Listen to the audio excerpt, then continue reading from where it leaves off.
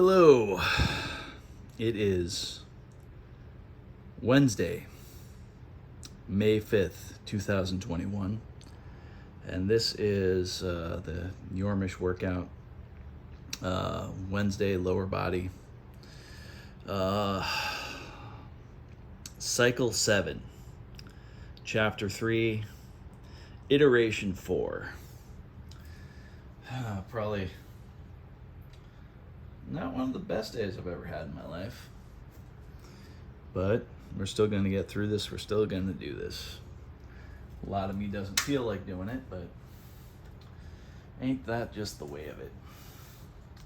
Sometimes I've heard it said that motion equals emotion. Working out or something like that is a way to deal with that. So today is one of those days where I kind of put that to the test a little bit.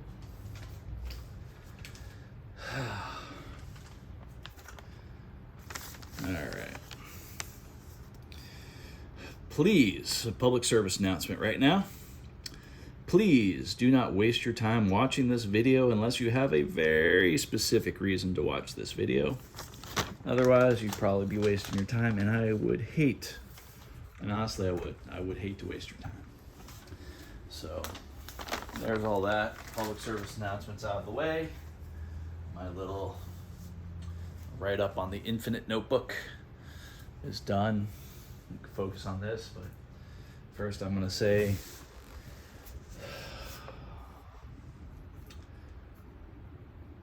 a friend of mine recently died. Don't know why. Probably a combination of things. Self-inflicted gunshot wound. He killed himself. It was on Saturday morning, and I didn't find out about it till yesterday. And oh man, sometimes you make decisions like you try to call someone up every day, but you feel they need space because they're processing grief or something. He was processing a bit of grief, and I let him do it, you know. But woulda, coulda, shoulda is a game I'm just not going to play right now. So that's the lesson to me. Woulda, coulda, shoulda. I'm not going to play that game because what happens if you win that game? You don't raise the dead. You get maybe some sort of bizarre peace of mind, but the truth is I'd rather know the truth no matter how horrible it is, and the truth is some things you'll never know. And that is the truth I am doing my best to accept, and accept in a lot of ways. And I got my tools for dealing with grief, and they do okay. They work. So yeah, doing this, getting it done. Anyhow. All right, so this is a workout. Let's focus on the good stuff. There's still some good in the world. The world continues. I am still alive and in it. Half the team's gone, but this mission can still be done. I don't even know what that means right now, but just felt good to say it. All right, so I'm going to do some stretching, and this is going to be the leg workout. I'm going to just zip my lip till the very end, and then maybe do some static stretching at the end, and maybe talk a little bit about this if I feel, hey, it might be a good time to process with you a little bit. Maybe it won't. I don't know either way. But what this workout is there's currently 3 chapters in the cycle. This is the 3rd chapter. Chapter 1 is the fundamentals. Lightweight, low reps on 27 different exercises that goes throughout most of the body and lays a good fundamental premise for the body. Second week is less structure. Second week or third week in some cases. But chapter 2 is adventure week or adventure weeks. And that's just challenges, ideas, things I want to play around with, workouts, whatever. just having that adventure and having that freedom from structure for a week, maybe more. Chapter 3 is this. The standard, what I consider the Monday, Wednesday workout that I did for 2 years. Maybe 1 year. I think it was 2 years, though. Not sure. Especially not sure right now. Time is a weird and bizarre thing. Let's see here. There is also Chapter 4, which is just a repeat of Chapter 2, another adventure week. And hopefully this whole cycle lasts 7 weeks. So 7 weeks. So obviously some weeks are going to be longer than ever. This Chapter 3 this time is lasting 2 weeks because I'm going through the Monday, Wednesday, Friday twice. That's how it works. Skipped out on one of the workouts last week. Actually, I skipped out on this workout because my left knee was feeling a little bit weird. I think it was partially because I sat in a position for way too long. And it was weird next to a ladder. And I won't get into it, but I was stuck in that position for, well, I wasn't stuck, but yeah, I kept myself in that position for probably entirely too long. But thankfully, everything's nice and the body feels good now. The mind is confused and the soul is in pain. But that's why we do these things. Motion and emotion. So I'm going to zip my lips, focus on the movements, and try to go through and feel okay.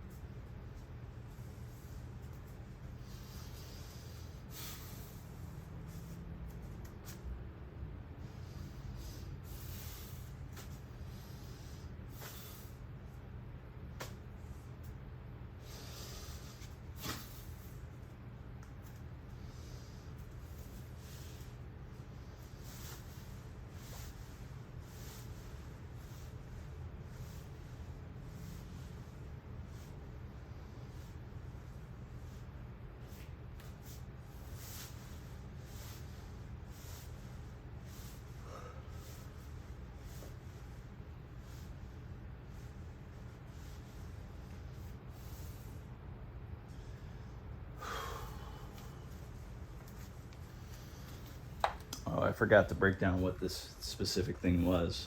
5 exercises, all lower body, starting out with squat machine, and then it is, I am pretty sure, leg extensions, and then it is Romanian deadlift, then it is single leg calf raises, and the 5th exercise is lateral single leg lateral raises, and that could be done laying down or standing up, and I'm gonna probably choose to lay down and do those. Okay, so went through that. Let's actually begin.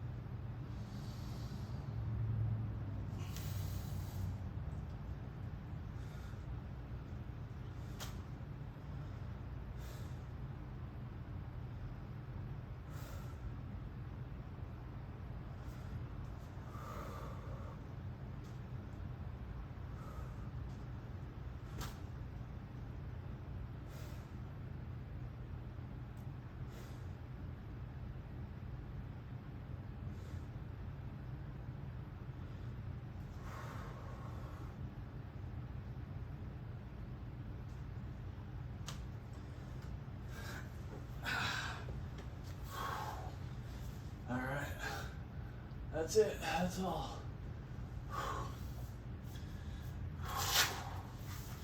Yeah, did the workout. Still feel sad, but got the workout done at least. That's feeling something. Light static stretches right now. Just not making a big deal out of the stretches. Just doing a little bit of it.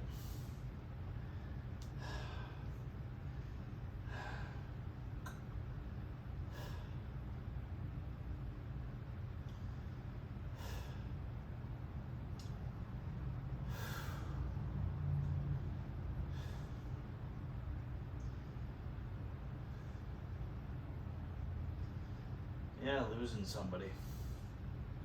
Somebody dying. Somebody unexpectedly killing themselves.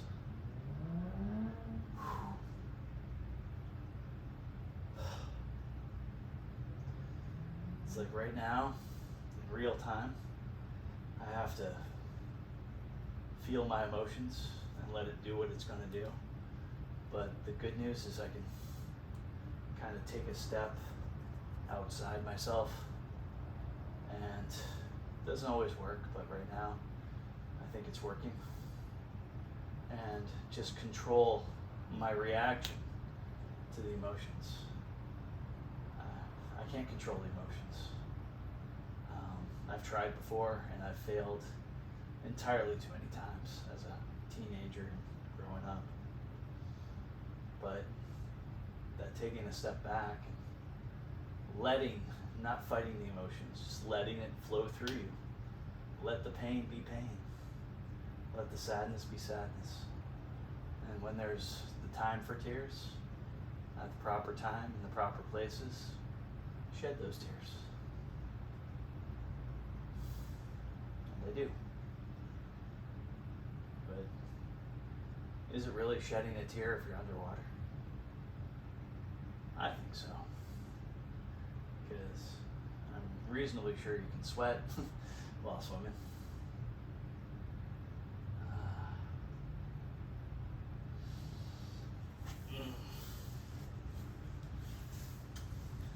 All the things I've never done with red. Last, I think it was about Christmas time, there was a particular time when the world was cold, and at least our world was, our little neck of the woods was cold, and he has a pool at his place, unheated, and I remember we had a practice playing music, and we thought it would be a fun idea. Well, ahead of time, he wanted to do something kind of cool, kind of literally cold, and so yeah, a jump in the pool was suggested, and then done, and well, not done. It was just suggested. But when it came time to it, there was part of me that was like, you know what, I don't really want to, but if you want to, yay, game on. There was a couple reasons I didn't want to. I've been doing a lot of cold showers, and I had been doing a little bit of like more cold immersion, but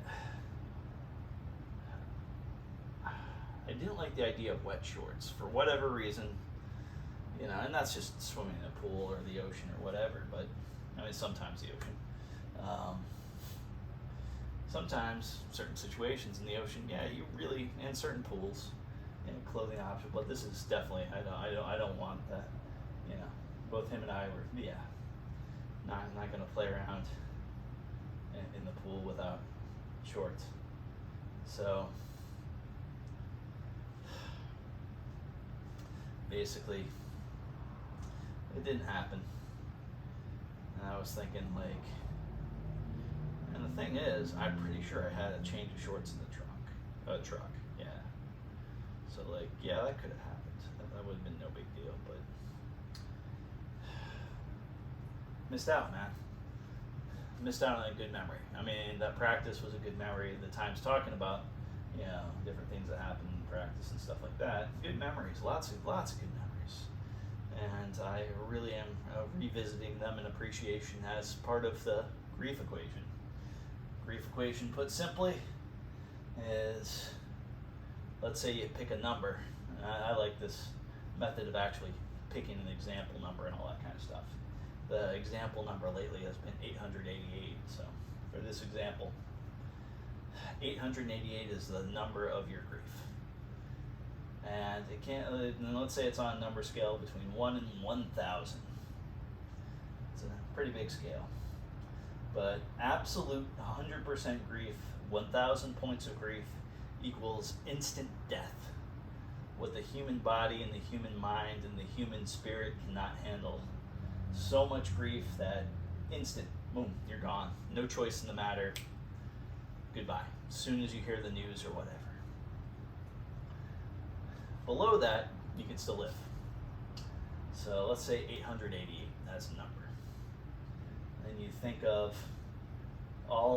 as many as you can. Just go crazy with finding all these wonderful memories that you had with a person, or a pet dog, or a pet cat, or a pet bird, or pet squirrel, or whatever you miss, whatever is causing you the grief, whatever the losses you feel, even the relationship they could work with. And you add up all those good times, just stack them up.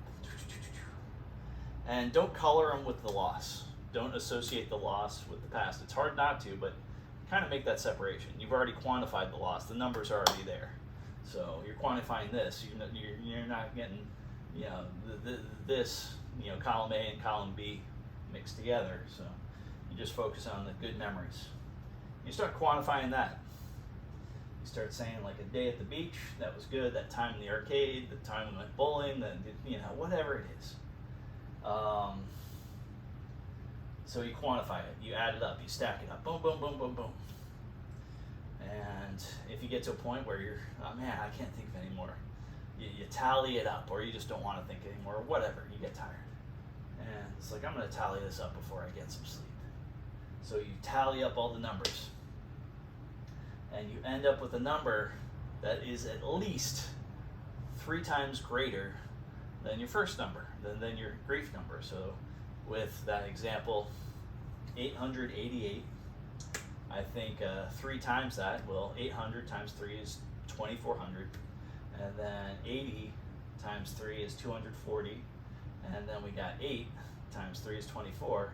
So if you add those up, I think it breaks down to like 2,664. So as long as your good memories add up to more than what I think, I could be doing the math wrong here on this, 2,664, then wow, that was worthwhile. You can answer that question in your head.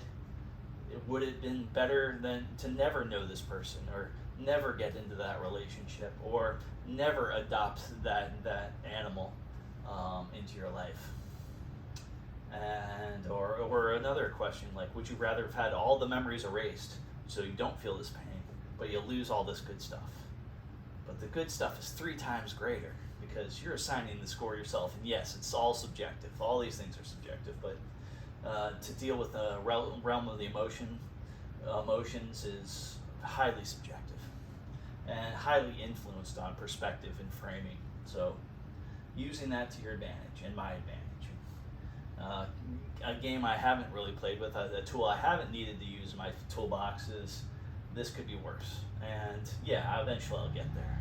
But right now, these mental tools that I've been doing, the 2 simple ones of feel the pain, allow it, don't stop it, let it do whatever it's going to do, and then, but control your reaction to it. That, and sometimes you can't control your reaction to it. I know if I hear certain songs right now, songs that we play together, or used to play together, I just might, almost have an uncontrolled emotional setback. And that's okay. Hey, you don't have to control all emotions, but it'll break through that reaction time. When you take that step back, you got that reaction time to control your reaction to it. And like I said, I almost slipped into the old mistake I used to make of trying to control emotion. No, instead of controlling, just feel it. Okay, there it is, I recognize it. Mentally, take a step back. If you can think of yourself as first person, imagine yourself in third person, and just looking over the back of your shoulder. And that sometimes takes some of the momentum out of that emotion as far as wanting it to breathe to the surface. Allow it to do all sorts of stuff. And hey, if it wants to breathe to the surface while you're in third person, that's fine. I don't necessarily think it will. I don't think that's how most emotions manifest, especially if you're really dedicated to going into closing your eyes and becoming that third person viewpoint. But it's possible. And I've thought about things that might aid in that might help. One thing I was thinking about is like cameras and a virtual reality headset type thing. So you could literally have a camera over your shoulder seeing yourself moving around in third person. And I think that might help out. It would be one of the weirdest rigs I can think of. Hey, why do you have those cameras in that virtual reality headset? Oh, grief counseling. Like what? But maybe it's a trick. I've never done that before. Eventually I'll maybe try that technique, not just for obviously dealing with grief, but other situations as well. Just kind of trying that whole I've imagined it so often that third person from over the back of my left or right shoulder, but it would be nice to actually see how close to reality that gets. And I think it's pretty close.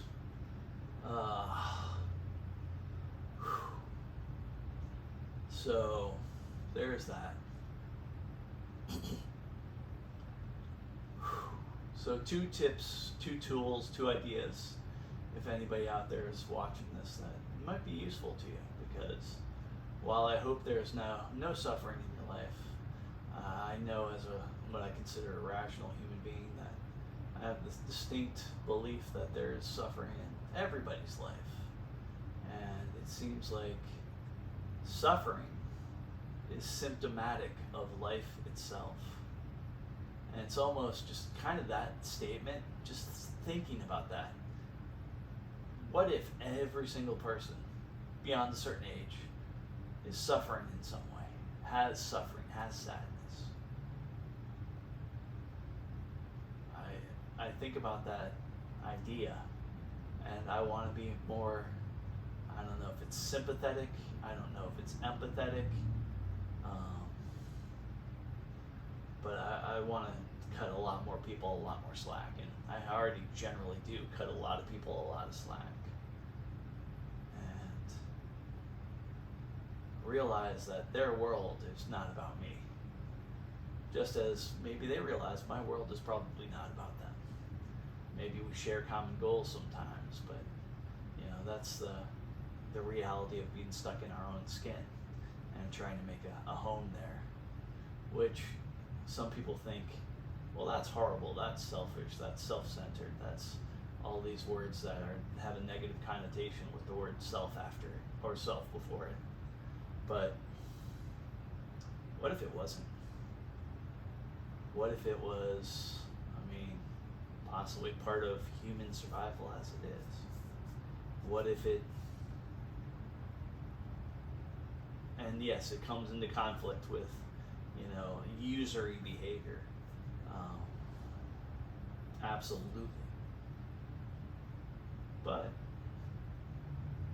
maybe that's back to the question I've asked myself, what is the purpose of technology? Well, the answer that I like to think is everything a human being could ever want or need at the push of a button. And beyond that. That's technology. That's the ultimate end of technology. Not end. I don't think technology will ever really end, but I think that is the course of technology. If it answers that question in some way, it's like, okay, that's probably some good technology. So if someone wants to live longer, and it's some sort of non-invasive, invasive procedure that you press a button in, and it's that easy and it's done with very little setbacks whatsoever, like, wow. And I probably should say what technology eventually wants the next level of technology beyond just pressing a button and getting whatever you want or need is pressing a button and getting whatever you want or need for free. That might be the ultimate aim in technology, because it would get to the point where, let's say, just on a whim, I build a solar farm, and let's say a solar energy plant that's in conjunction with a building on land that anybody can use for whatever silly reason, government loophole or something, and have enough resources to build some sort of fully automated vertical farm, and also the solar panels and solar power to provide all that energy for it, and set up in such a way where it doesn't need constant maintenance on the infrastructure. And I mean, like I said, this is just huge leaps and bounds in material science and battery efficiency and gardening, all that kind of stuff, or agriculture, I guess I should say, not gardening, but taking that to that ridiculous degree where all it costs to make that is you type in a few words into a machine that creates tiny little robots that repurpose matter in all sorts of ways, and it's just like you just throw them out there and they're already guided to do all that thing. So the work of creating that takes 5 minutes, and you don't need to be paid for it because everything you already have is already taken care of. Everything you already want is already taken care of, so you might as well help out other people. And I kind of look at that as,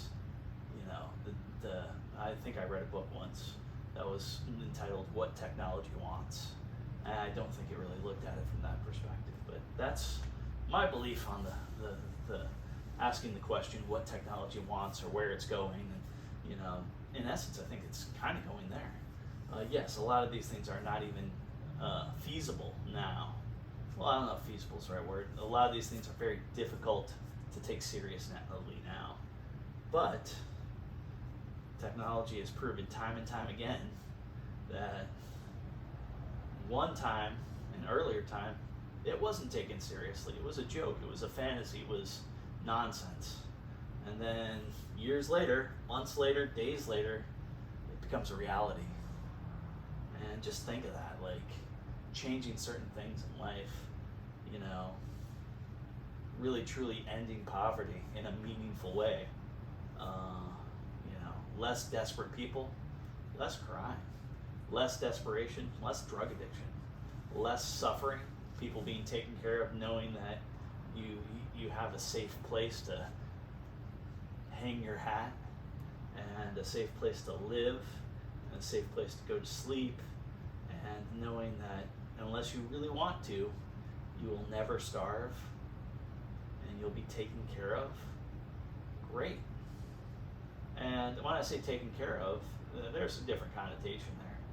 So I think you don't need government and an organization to take care of a human being in all aspects. If a person builds a house completely and utterly on one's own, and that one person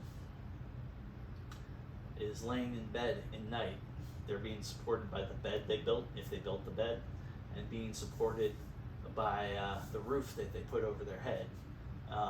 It doesn't necessarily have to be the fruits of someone else's labor, but there is material supports in there. And I think that's a big part when someone says, completely safe and secure and all that, and taken care of, especially that phrase, taken care of. It almost implies that there's an element of someone else's agency to it. And a lot of people look like, the whole idea about government being, not the nanny of adult citizens.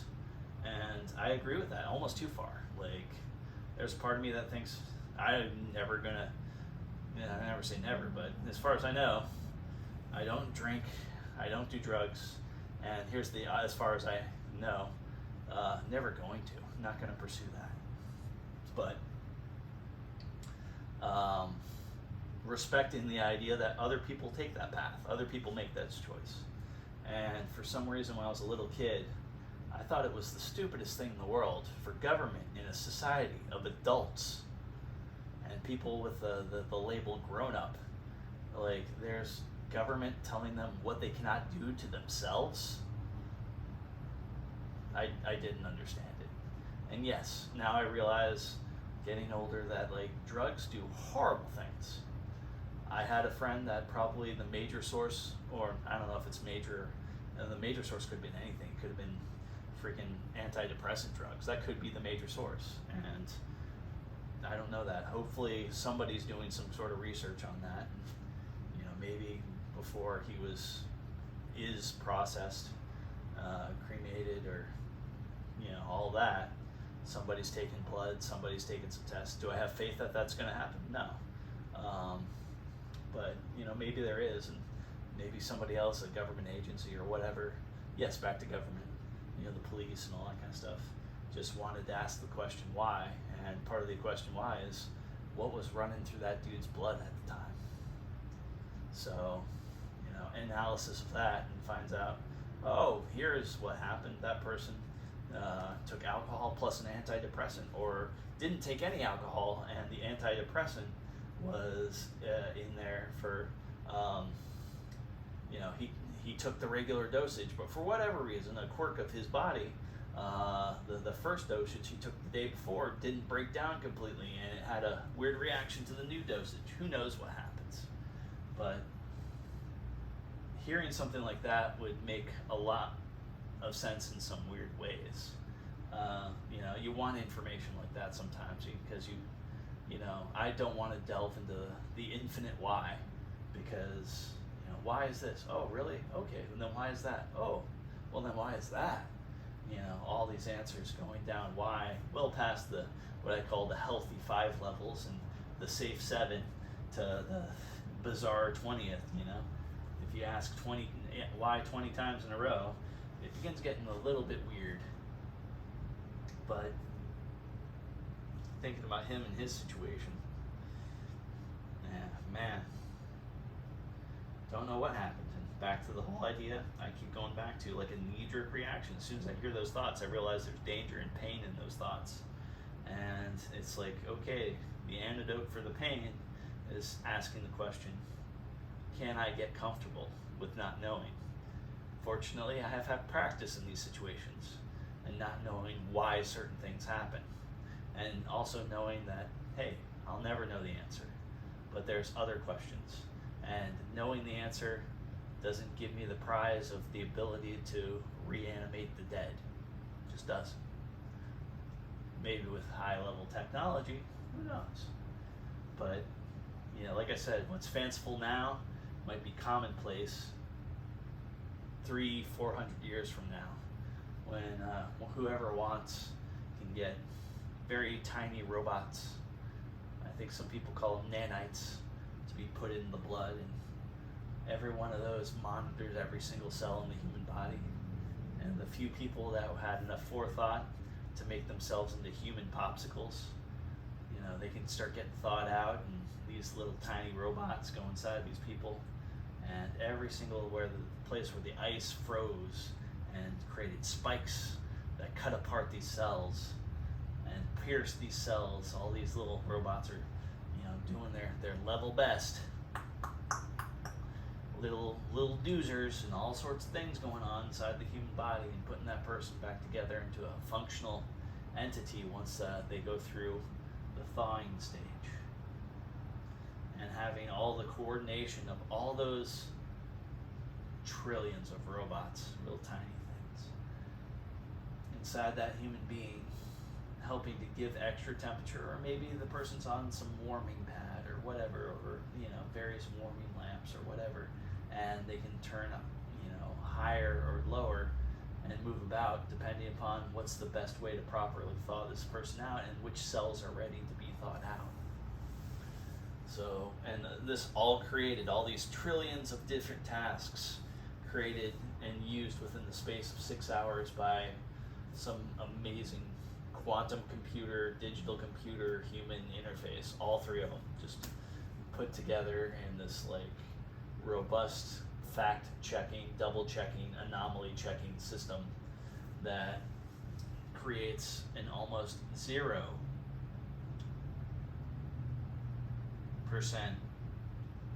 probability of failure, almost 0% probability of failure, and getting that number up every single day.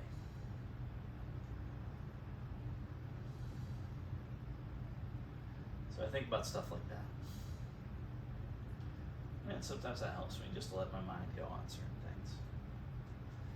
I think that's about all I'll say for now. I miss you, buddy.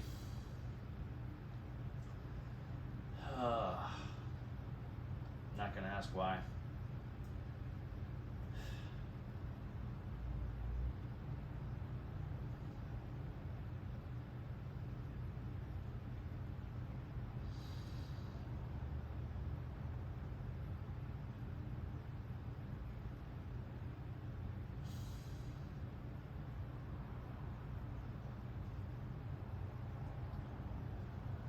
I guess that's what processing looks like.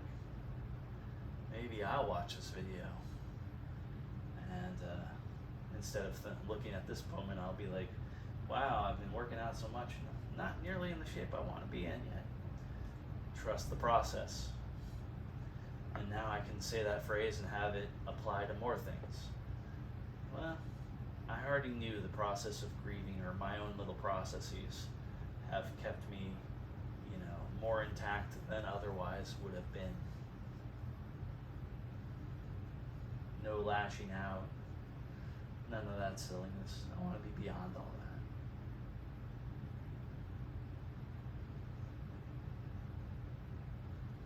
that. And yes, what could be is a completely different plan than before.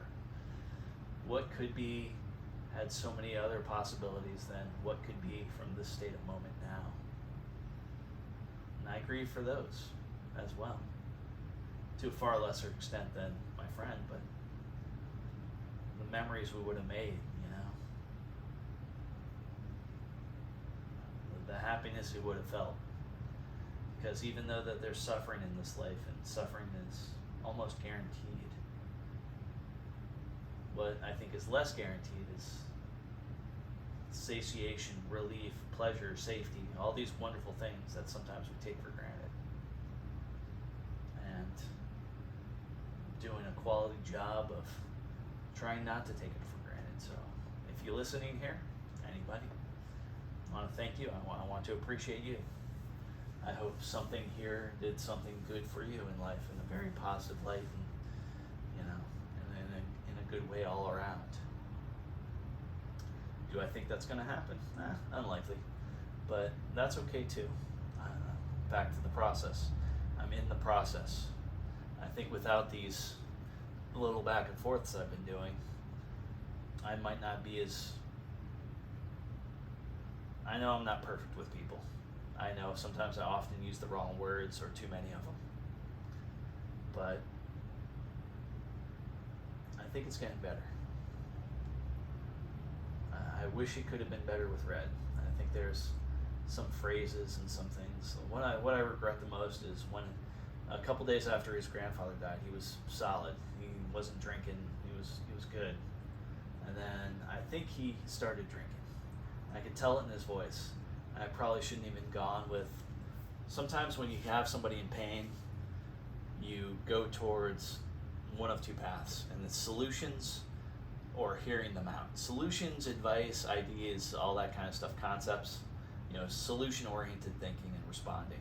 Versus just, my ear is your trash can, go. Just listening. I went with my default setting, which is what I want for myself, is people to be solution-oriented. I don't want to just, obviously this is the exception to the guideline, but I just don't want to have just constant talk and just, pollute, decorate. But I don't think it's polluting and decorate. I think it's actually cathartic. But I would rather someone give me solutions than versus me just spouting off, complaining about stuff, diarrhea of the mouth type situation. Even though this might be indicative of that. I think this is distinctly different because this is a version of me refining my thoughts. And I guess that's what that kind of is too, when somebody is complaining about something, or they kind of want to organize their thoughts. They want to make sense of what's going on inside their own head. So yeah, I guess that makes sense to a certain extent. but I think there's some subtle differences there. And solution-oriented thinking, even if you're explaining yourself in a situation, you're still focusing more on solutions, and you're willing to listen to other people's solutions, as long as they're, relevant, cogent. Sometimes people's solutions and stuff, and have, number one, already been tried and failed, and or it just doesn't make any real sense, or it's somebody who doesn't know the situation and is approaching it like they do. That happens quite a fair bit, and also sometimes when you think that's happening, that's not what's really happening. But we won't go into that. What we will go into is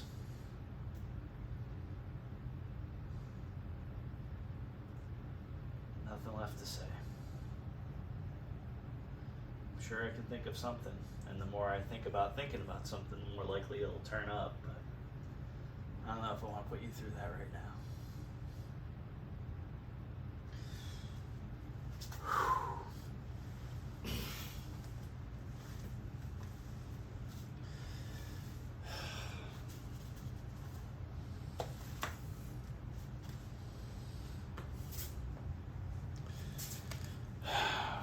Now, there was one time with him a long time ago that a couple years back, had a deep conversation. He was feeling real low, and I talked to him like a jerk. And I think that he was talking about suicide then, but this was years ago. And all those things, like, if I did it, would you care, and all that kind of stuff. And I twitched that around, and I remember what I said. I just a jerk to him. And it's like, if you did, I would tear up your memory and spit on your grave and call you a horrible and despicable and worthless person. I used way better language than that. I'm just trying to clean it up a little bit right now. I don't know why. It just feels like I should. And I went hard with it. Real intense. It's like, I will hate every moment that we've ever spent together if you do something so ridiculously stupid. And I just, every little bit of emotional investment in emotional poison I could eject in those words, I was just pushing it out. I was just pushing out anger, and some of that was genuine anger. It was genuine anger at other situations where people have died and different things, and just filtered that through it and channeled that. And yes, I do feel some anger in this situation, but I am so glad I'm not there. And I think that emotional spectrum for that night, because he was talking to me, and I just did a radically different approach of, instead of like, oh, it's okay, let's talk about it, I was like, forget about you. If you make that, and I think I had enough back and forth respect with him, that the thought of losing that respect was, in some ways, harder. The idea of poisoning his memory and all that kind of stuff was harder. And especially once you're dead, you don't control the narrative. No, it's done. Anybody can say anything they want about you, and you can't do anything about it. And like that fear and those things and playing out those scenarios, I think it stopped him from doing what he was going to do. And that was the last time he really ever seriously mentioned anything like that to me. I wish he would have mentioned anything serious about that beforehand, and maybe he did in subtle ways I don't notice. I doubt it. I think I could have been on the lookout for that, especially since that first situation. But hey, I've been wrong before, and I will be wrong again. There'll be things I won't notice. There are things I'm just going to make mistakes. I don't think mistakes were made by me, but if they have, and if it's brought to light, any mistakes I made, anything I could have said, I'm going to go through, a whole bunch of text messages. I'm going to look back and ask myself, was there anything I was missing? I'm going to go back a few months and see if there's something like that, if there was something I could have paid deeper attention to as a lesson for the future. Yes, I'm not going to use it to beat myself up, but I am going to use it for a lesson in the future, because I will deal with more people. And people, like I said before, I think everybody's suffering in some ways. So yeah, that's going to be a part of the process too. I don't know when that process is going to begin. I don't think I necessarily want to do it anytime soon. I think there's part of me that's just not really ready for that. And I know I'm going to have to. And I don't have to. That's the beauty of it. That's probably going to make me do it sooner, just knowing that I do not have to. But also knowing that it will benefit somebody I care about in the future, somebody who's broken and having problems and in situations and suffering. And like I said, I approach the world with a lot more empathy if I think everybody's broken. In some way or another, everybody has pain, everybody has suffering, everybody has been broken. And sometimes we put ourselves better, put ourselves back together in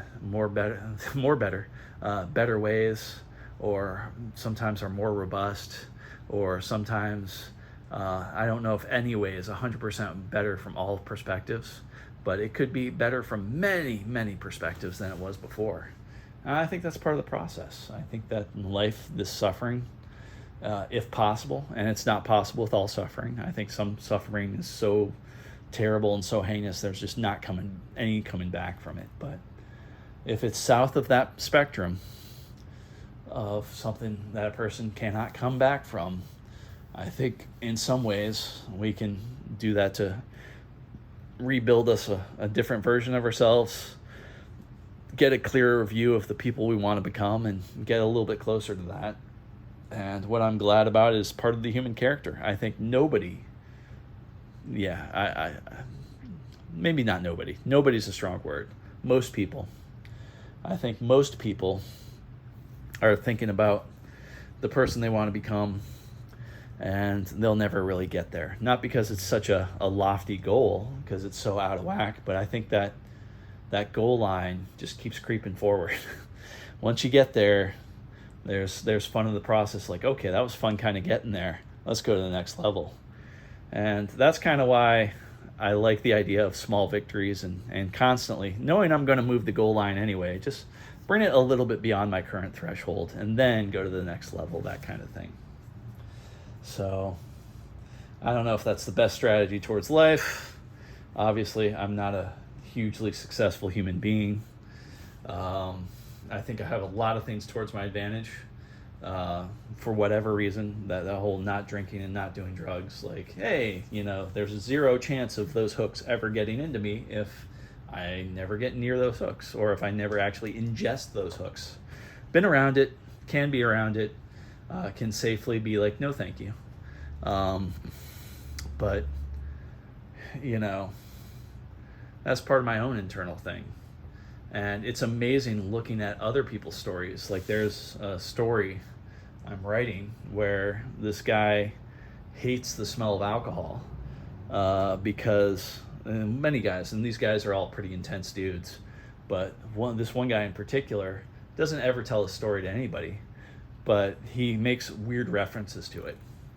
And it's not understood why he speaks the kind of Spanish that he speaks. But part of it is his parents went on vacation when he was 5 years old, and they left him with a babysitter. And this was in Mexico. And the babysitter knew some bad people, some drunk, bad jerks that and jerk is a very light word for this, that kidnapped the boy and started to torture him in different ways. And I go deep into the torture and all that kind of stuff, and they were always drunk when they did it. And they would put this knife around his genitals and gently cut it, and always say that they were going to cut him off and they were going to force feed him to him, and all that kind of silliness and that kind of mental game. They never actually did it, but some of them were actually pretty close, and some of them were drawing blood, and not only drawing blood, but drawing in the blood various things, and taught him words in Spanish. And they thought it was just a really messed up, one of them thought it was just a really messed up kid show, that kind of thing. Tried to pretend he was hosting a kid show with the kids' blood and drawing pictures and teaching things and all that kind of stuff. So really just these guys were not organized gangsters, let's just put it that way, not professionals. every one of them had their own issues, and they were going deep into the alcohol with their own issues. But the kid, self-preservation takes hold, the moment takes hold. All these guys are wistfully asleep. The knife is hanging in a spot where he can, if he spends his time and plans it out, he can move it in such a way where he doesn't hurt himself too much. He can get out of the chair he's tied in. Won't go too much into those details, but comes out, they're still asleep, he still has the knife, and somehow just knows from staring at these guys and seeing the pulse on their neck. And remember a friend of his that was talking about his dad being a surgeon and what that surgeon does, and how the blood, and some of the questions he would ask the surgeon about, like, how does the blood get into the brain? The brain is important, but the heart's important. Why do people care about the heart so much in the brain? And the surgeon explains something about how the blood is pumped by the heart to feed the brain, and the blood is a little bit closer on your left side because the left side is the elevator going up and the right side is the elevator going down.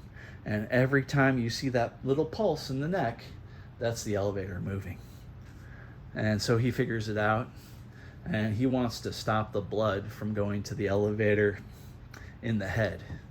And he finds that on all these 5 individuals and opens it up quickly, efficiently, gets it done, walks away. They make a bit of a move, but each one of those guys is in a stupor. Maybe they were celebrating. He doesn't know why, but they thought they were going to get the money, and they were like doing the pregame, drinking the rest of the alcohol they had before buying more because they knew the more was coming. And the kid goes back to the babysitter, almost hurts her, but decides against it because it's a 5-year-old, you know.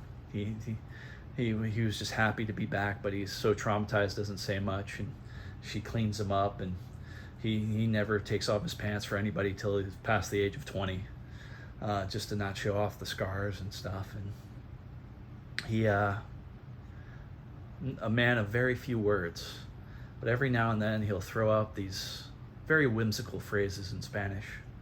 And that man has a very interesting association with alcohol, because the smell of it brings him back there, and he has a very good association for not drinking. And I think it's interesting, the associations we put on different chemicals and different substances. Like my buddy that just died, I think about that character from my book, and I'm thinking maybe my buddy would not be dead if he had a similar association with alcohol. But his association with alcohol was not that it was poisonous, it was something that led to sophistication and happiness and being an adult and having a level. I think a lot of it revolved around the word sophistication. That kind of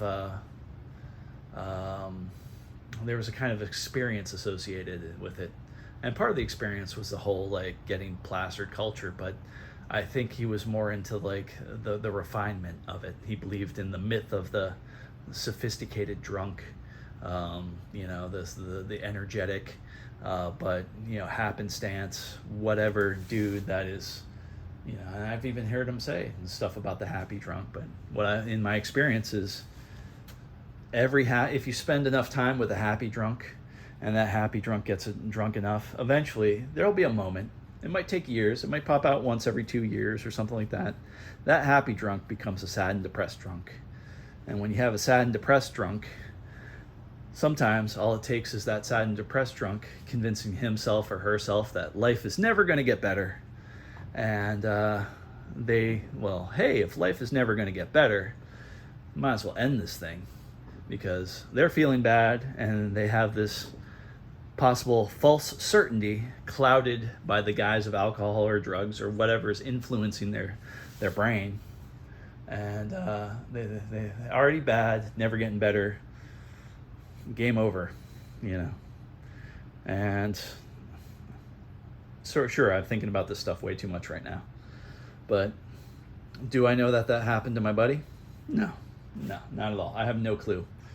Back to I don't need to go there. I don't need to look at scenarios. I don't need to go deep. Maybe it's partially cathartic because there's a part of me that wants to know an answer why, but equally, every time I ask for a why, I should also ask myself, am I comfortable in the not knowing? And how could I be more comfortable in the not knowing? And just asking that question changes that perspective. Like, that question has the power to put me in a better place and not send me spiraling in some place mentally where I don't want to be.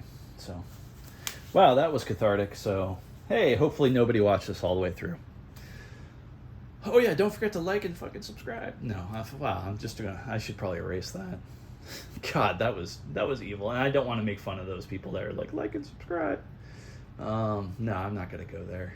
I don't know why I did that. That was some bizarre, just trying to be silly about stuff. But no, nope. Not gonna go there. Not gonna do all that things. So yeah, maybe that's part of the gallows humor. Back to something my mom and I shared, especially before she died. Lots of just bizarre gallows humor. And there was like little things that wasn't quite gallows humor, but we kind of looked at it that way in some weird way. Like a lot of times when she was in hospice, I would just be like, hey, thanks for having me. I mean, it's friendly, it's nice on the surface if somebody else hears it, but like just both of us know that like childbirth sucks. And like she was happy she got through it, but you know, I do have to apologize. Like, sorry about that, you know, but thanks for having me, you know.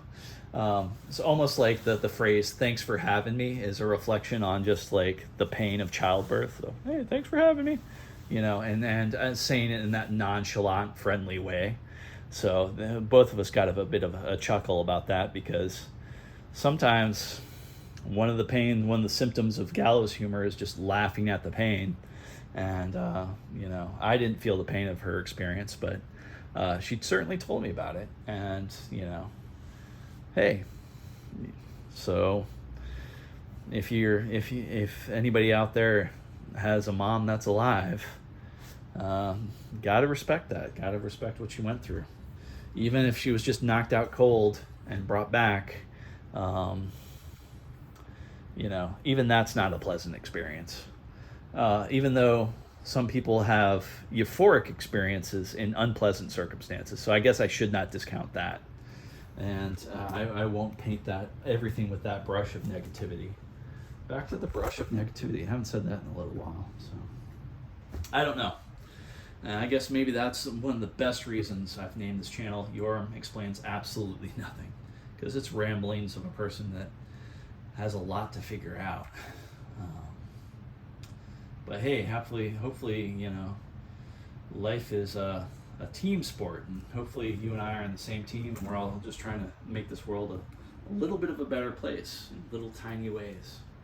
And I don't know, who knows? Maybe this is a wild card. This is a Hail Mary. Maybe this thing right here, this moment, gets captured and makes the world a little bit better in a little more tiny way. So that's what I'm going to end it with. Tools and sometimes even tiny, minuscule ways that might make the world better. Yeah, that sounds like a fun little subtitle to this. Why not? Later it shall be.